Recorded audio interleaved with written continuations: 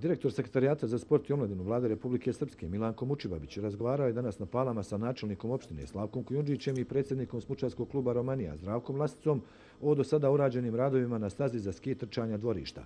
Konstatovali su da je sve planirano urađeno, ali da se radovi moraju nastaviti. Upravo ono što je sekretarijat i rad do sada stvaranje uslova za bavljanje sportom, ovo je za bavljanje zimskog sporta, ovo je naš početak i mislim da ovo treba da prezentira i Republiku Srpsku, i Jahorinu, i Srpsko Sarajevo, i Pale, i na kraju i Bosnu i Hercegovinu.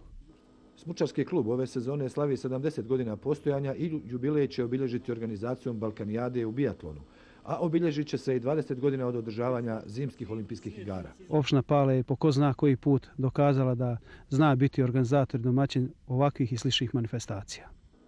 Milanko Mučibabić je nakon obilaska staze naglasio da će se u izgradnju infrastrukture na stazi tražiti pomoć Vojske Republike Srpske i da će opština Pale dobiti prelijep sportski objekat.